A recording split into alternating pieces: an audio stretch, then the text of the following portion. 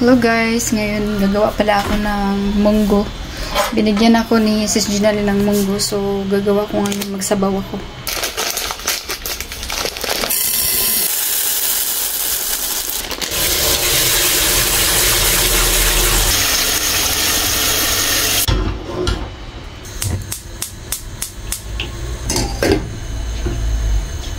So, tulog na po si baby guys. After na mahaba-haba yung tulog niya para makapagluto ako ng maayos.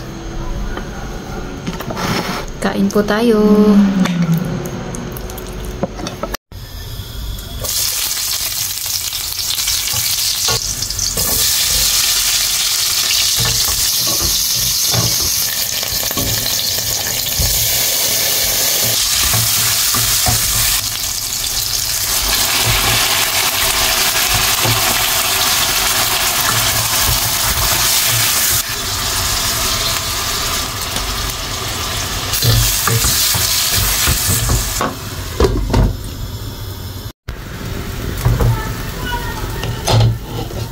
Lagay ko na yung guys, munggo.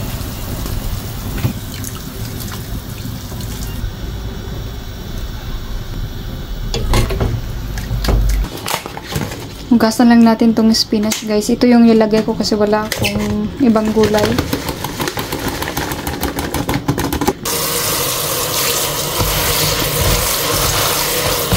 So, ang ilalagay ko guys sa ating munggo is spinach kasi wala akong ibang gulay dito para ilagay sa munggo.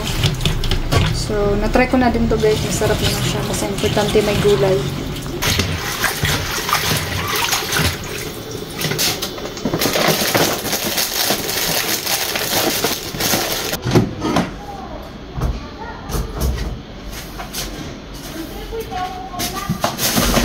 Maglaba muna din ako guys kasi nag-change ako ng bedsheet.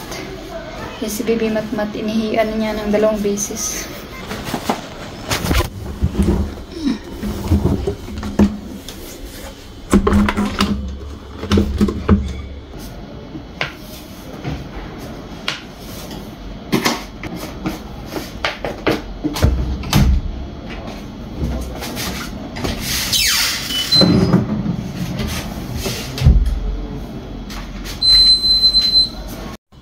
So yun guys, gising na po si baby. Hindi pa ko tapos magluto, malapit na siya matapos. Ayun po si baby Matmat ng mango. Favorite niya yan. So, luto na ang ating munggo. Lagay na tong gulay.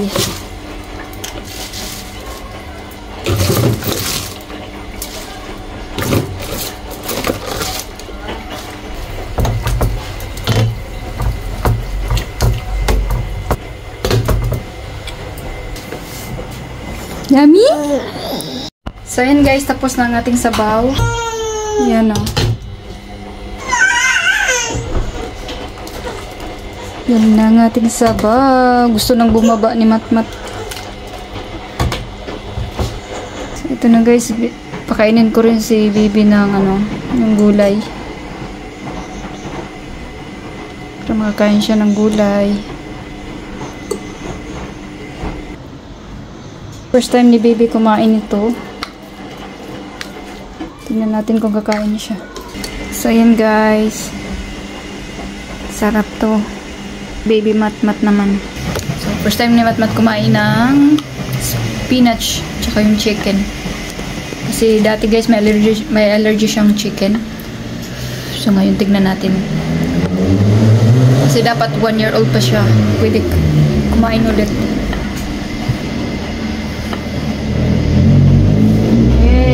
Bravo! Guys, kain po tayo.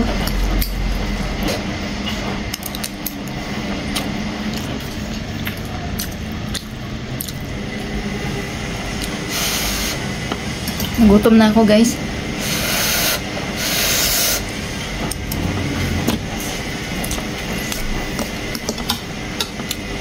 Thank you so much for watching. Bye!